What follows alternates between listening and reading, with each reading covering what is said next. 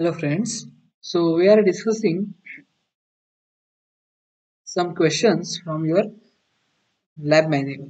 So next point we will discuss, okay, that is get path for location method. So this method is present in a Z-tree class and it requires two coordinates, that is the x and y coordinates. Then they asked a question about the get path for location method, that is what is the use or what is the usage of get path for location method, right? So we are using this get path for location method, okay, when we are creating a object of a tree path object, tree path class. So this is the object of a tree path class, and to create this object, okay, we are using an object of a Z tree. So object of a Z tree is tree we have created here, right? Okay, and then we are using this particular get path for location method, and we are providing the x and y coordinates. So if you observe here, then me dot get x and me dot get y.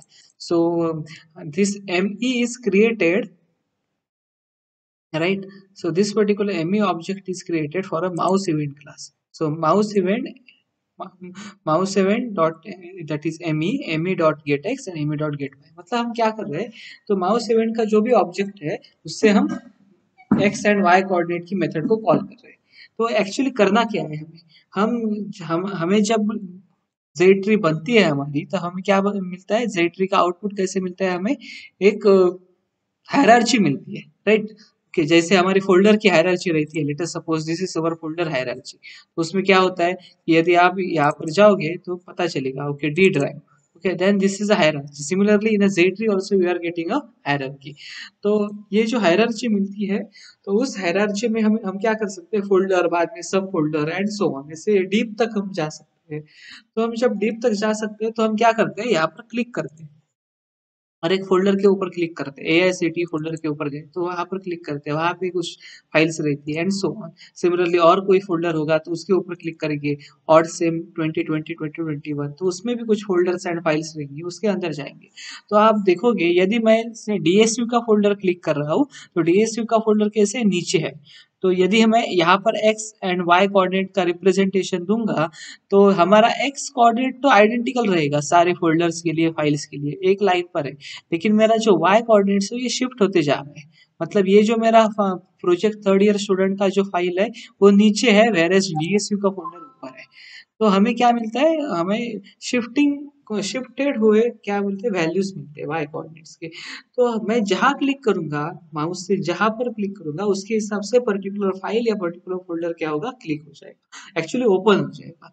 ठीक है, तो वैसे ही हमारे जावा tree में ही अंदर भी, मतलब Z tree के अंदर भी हम क्या बनाएंगे, अलग अलग तरीके से उसकी हायरार्की बनाएंगे. तो पहले रूट नोड रहेगा, उसके अंदर हमारे चाइल्ड्स रहेंगे, ओके, सब चाइल्ड्स रहेंगे एंड सो.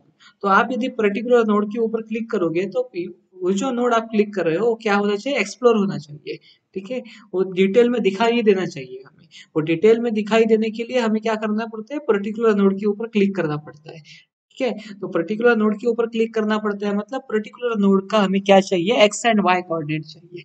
जैसे यहाँ पर भी एक्स एंड वाई कोऑर्डिनेट है, लेकिन ये कौन मैनेज कर रहा है, हमारी ओएस मैनेज कर रही है. कौन से फोल्डर पे, ओके, कौन से लोकेशन पे आप क्लिक कर रहे हो, ये हमारी ओएस आइडेंटिफाई कर रही है.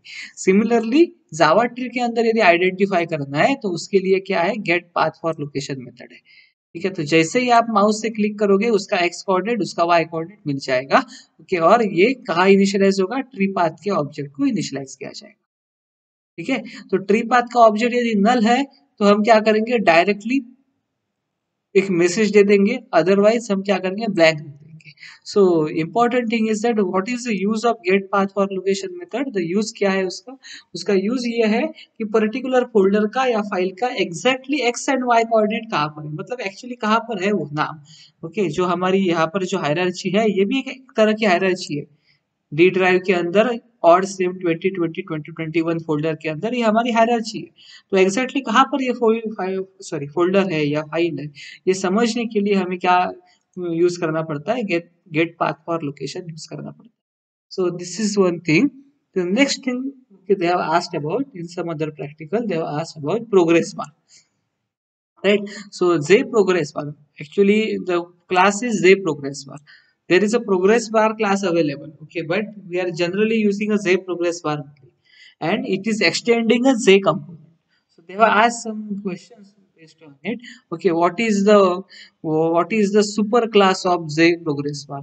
So एक एक बात आपको ध्यान में रखनी है, ओके, प्रोग्रेस बार हो या टेबल हो, और एक जगह पर उन्होंने पूछा है what is the super class of J table. ठीक है, तो ये अलग अलग क्लासेस है। ये सारी क्लासेस क्या बनाते हैं हमारे लिए, डिजाइन बना के देते हैं, क्योंकि कंपोनेंट्स है एक्चुअली। मैंने बताया था हम एडब्ल्यूटी के अंदर या स्विंग के अंदर कंपोनेंट्स बोलते हैं उन्हें, लेकिन एक्चुअली ये क्या है, क्लासेस है। ये सारे क्लासेस हमें डिजाइन में हेल्प करते हैं। तो जे टेबल हो या जे प्रोग्रेस बार हो, ये हमेशा क्या करेगा, जे कंपोनेंट को एक्सटेंड करेगा। So all these classes is having a Z component as a super class. तो उन्हें ये भी क्वेश्चन पूछा था what is the super class of Z table? तो Z table का भी super class कौन सा है, Z component है। So ये Oracle की authentic docs है, okay, documents है। okay, और अभी तो Java प्रोडक्ट Oracle का है, तो Oracle की साइट पर ये सारी अवेलेबल है information, you can use it. ठीक है, तो यह बहुत इंपॉर्टेंट चीज है। यहाँ पर जे टेबल में भी उन्होंने पूछे what is the super class of J component, लेकिन ये इतना करके आपको, sorry, what is the super class of J table, तो जे टेबल का सुपर क्लास क्या है, जे कंपोनेंट है। लेकिन जब आप पढ़ते हो ना, तो आप टुकड़ों में नहीं पढ़ना है आपको। आपको क्वेश्चन क्या पूछा था, what is the super class of J table, तो आपको आंसर आ गया, super class of J table is a J component. लेकिन जब आप देखोगे यहाँ पर डॉक्स पर जाके और डॉक्यूमेंट्स पर जाके तो क्या करोगे, पूरा पढ़ोगे कि इसके साथ ये भी काम की चीज है आपके लिए। ठीक है, तो जे टेबल क्या करता है कि जे कंपोनेंट को तो एक्सटेंड करता है, लेकिन इसके साथ ये बहुत सारे इंटरफेसेस को इम्प्लीमेंट भी करता है। तो टेबल मोड लिस्नर है, स्क्रोलेबल है, table table column mode listener है, एंड सो। ठीक है, इसमें से कुछ इंटरफेस बहुत ही इंपॉर्टेंट है, उसमें इंपॉर्टेंट है स्क्रोलेबल। तो ये जब आप टेबल को यूज करते हो, टेबल को प्लेस करते हो आपके विंडो के ऊपर या आपके फ्रेम के ऊपर, तो आपको पता है आप स्क्रोल भी कर सकते हो, अप एंड डाउन डायरेक्शन में स्क्रॉल कर सकते हो, वर्टिकली, या आप हॉरिजॉन्टली उसे स्क्रॉल कर सकते हो। ये कहाँ से पॉसिबल है उससे, because it is implementing a scrollable interface, that's why that functionality is available with the JTable. ठीक है, तो और कोई क्लास होगा, let us suppose you are having a text field class, तो उसके लिए ये फंक्शनलिटी अवेलेबल नहीं है, क्योंकि text field, J text field कभी स्क्रोलेबल को इम्प्लीमेंट नहीं करता है। तो आपको ये बहुत इंपॉर्टेंट चीज है आपके लिए, आप इस तरह से आपको पढ़ाई करनी है और पढ़ना है, अंडरस्टैंड करना है। यदि फ्यूचर में आपको कोई क्लास डिजाइन करना है और उस क्लास को यदि आपको स्क्रोलेबल बनाना है, मतलब ये वर्टिकली भी मूव होना चाहिए एज वेल एज हॉरिजॉन्टली भी मूव होना चाहिए, okay, in a both direction, vertically as well as horizontally. इस तरह का यदि कोई कंपोनेंट बनाना है आपको स्विंग के अंदर, खुद का नया कंपोनेंट बनाना है, तो आप किसे इंप्लीमेंट करोगे, स्क्रोलेबल को इंप्लीमेंट करोगे। उसे कुछ टेबल की फीचर्स देनी है तो किसे एक्सटेंड करोगे, जे टेबल को एक्सटेंड करोगे, and so on. So similarly you have to learn. ठीक है, तो आपको इस तरीके से पढ़ना है। तो ये और एक चीज है इसके अंदर कि टेबल मॉडल है। तो हर एक टेबल का एक टेबल मॉडल हम सेट कर सकते हैं। तो टेबल मॉडल में हम क्या कर सकते हैं कि कॉलम्स कितने रहेंगे, हमारे रोज कितने रहेंगे, ये सारी बातें हम टेबल मॉडल में ही दे सकते हैं। तो यदि हम टेबल मॉडल देंगे तो फायदा क्या है टेबल मॉडल का, ओके, यहाँ पर एक टेबल मॉडल बनाया है, उसका नाम दिया है डेटा मॉडल। तो फायदा क्या है, तो फायदा ये है इसका कि जब हम नया टेबल बनाते हैं, टेबल का नया ऑब्जेक्ट बनाते हैं, तो हर बार यदि हमें पर्टिकुलर फैशन में हमारा टेबल रिप्रेजेंट करना है, पर्टिकुलर फैशन में मतलब यदि आपने फिक्स किया है, ओके, हर एक टेबल के अंदर आपने कोई एक एप्लीकेशन बनाया जिसके अंदर अलग अलग टेबल्स है, लेकिन आपने ये फिक्स किया है कि ये जो टेबल्स मैं बनाऊंगा, नए नए टेबल्स बनाऊंगा, उनमें कितने कॉलम्स लगेंगे, उतने कितने रोज रहेंगे, ये तो फिक्स है, ये हमेशा वही रहेंगे। उसका मॉडल कैसा रहेगा, उसमें कौन से फील्ड्स रहेंगे, ये यदि फिक्स है, तो हम क्या कर सकते हैं, उसे एक प्रोटोटाइप बना के रख सकते हैं, और प्रोटोटाइप बनाने के लिए हम टेबल मॉडल का यूज कर सकते हैं। Okay, so it depends upon the situation. यदि आपको इस तरीके से रिक्वायरमेंट नहीं है, आप चाहते हैं कि हर बार अलग अलग तरीके से टेबल बनाना है, तो ये टेबल मॉडल यूज करने की जरूरत नहीं। लेकिन आप चाहते हैं कि हर बार पर्टिकुलर फैशन में, पर्टिकुलर स्टैंडर्डाइज वर्जन में टेबल बनाना है, तो आप टेबल मॉडल का यूज कर सकते हो। So it depends, okay, as per the requirements, but you can go through this particular article also. Okay, I will share it on your Google classroom. तो हम डिस्कस कर रहे थे प्रोग्रेस बार। तो जे प्रोग्रेस बार के अंदर ही अलग अलग मेथड्स है, जिसमें हम उसका मिनिमम वैल्यू या मैक्सिमम वैल्यू भी सेट कर सकते हैं। So they have asked about this minimum and maximum value, what is the use of minimum and maximum value. तो ये क्या करता है, हॉरिजॉन्टल प्रोग्रेस बार बनाता है जिसमें specified minimum and maximum value रहती है।